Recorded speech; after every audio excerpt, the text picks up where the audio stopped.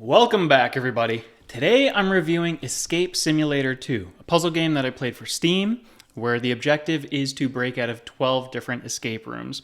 And each of those escape rooms is packed with fantastic puzzles. Now, for full transparency, I received this game for free. I was contacted by the marketing agency on behalf of the developers, and they gave me a key. And I don't know if the expectation was that I would be streaming the game. Of course, I'm not a streamer. But in getting something for free, I felt obligated to do something, and so I offered this video review, and here we are. So this game has different modes that you can play in. Solo, co-op, and then there's a workshop. The workshop I only quickly messed around with. There's a puzzle creator with some very sophisticated looking tools, but because of how they looked, I was actually a little intimidated, and at this point I had wrapped up the game, so I was just taking a look for the sake of capturing some footage. What I played, though, from the user-created puzzles was a lot of fun. There was one in particular that kind of felt like an old-timey puzzle. You're set in a black and white house, and there are different puzzles all throughout. The kitchen has unique dining room table puzzles. Under the sink, there's something with pipes in the water. Very cool stuff.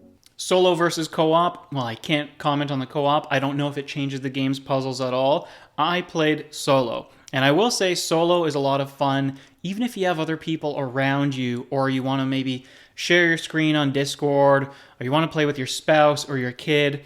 One person can do the navigation, and it's fine sharing the screen. The reason for that is there are so many different puzzle types here, and you can help each other out. A lot of the time, you're actually going to be looking at one part of the screen for some amount of time, and you're both racking your brains trying to figure out, well, maybe this goes here, or maybe this is actually telling us about that one clue in that other part of the room. So it's a fantastic game if you want to play like a couch co-op, but still through the solo mode.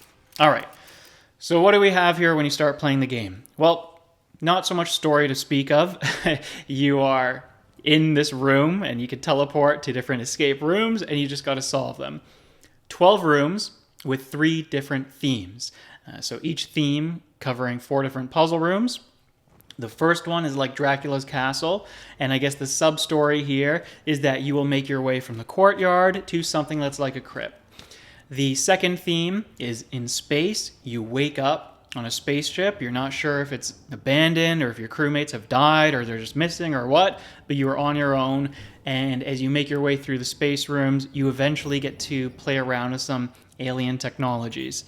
And finally, the third theme is a pirate theme, where you go from your ship to a treasure island. All 3 are a lot of fun. All 3 have a lot of variety. And something that I have to praise the developers for is integrating the themes into the different puzzles. I've played a lot of Layton. I've played a lot of, well, The Witness. It's just one game. But I've played a lot of different puzzles here. And this is the best that I've ever seen somebody take the theme or the surroundings and incorporate them into the puzzles. The puzzles themselves, like I mentioned, all different types. So if you are somebody who works well with numerical puzzles, maybe like a Sudoku or something like that, there will be a handful of puzzles that work with that part of your brain in this game. If you're somebody who likes mazes, then you've got mazes. If you've got somebody like me who has a strength for recognizing symbols and patterns and putting things together, maybe working with abstract concepts, that is all here. The only one I would say it keeps to a minimum is environmental puzzles. So the overall structure of any room, and this is very, very generalized because a lot of them do change it up a little bit, but the general structure of any room is that you've got different sections around the room, and after solving each section, you will be able to escape the room. Usually there's not too much crossing over from one section to the other, but my favorite puzzle room in particular does do that.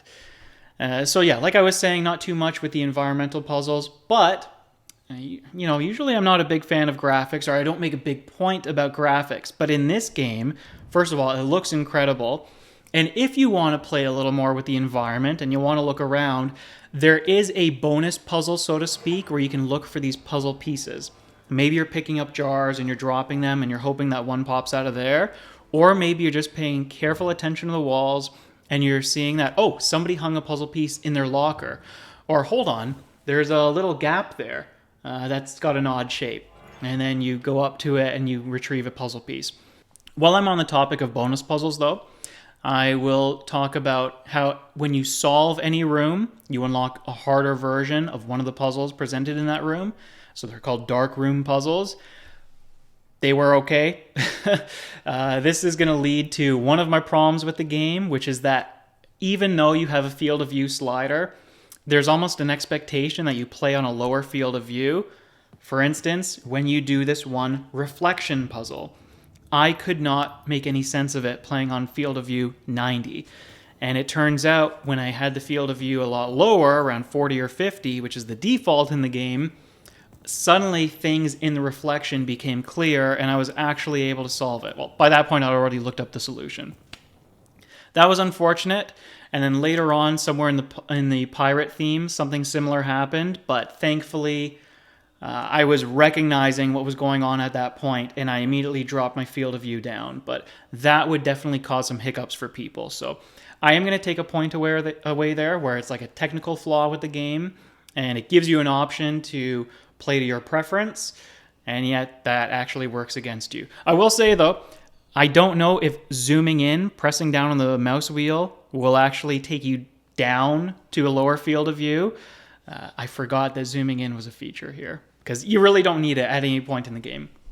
One more thing that prevents this game from being a 9 out of 10 or a 10 out of 10 for me is that there were some puzzles that I didn't fully understand, and yet I was able to brute force and solve them anyways. Usually that's not a problem, but it also felt like the reasons why I couldn't fully understand them were because of a lack of clarity, or because the puzzle was simply lacking something at least obvious to me. So, of course, this is a little bit subjective, but here and there where I had some hiccups with some puzzles, and I feel like the game didn't properly lay them out for you, that was a little bit frustrating.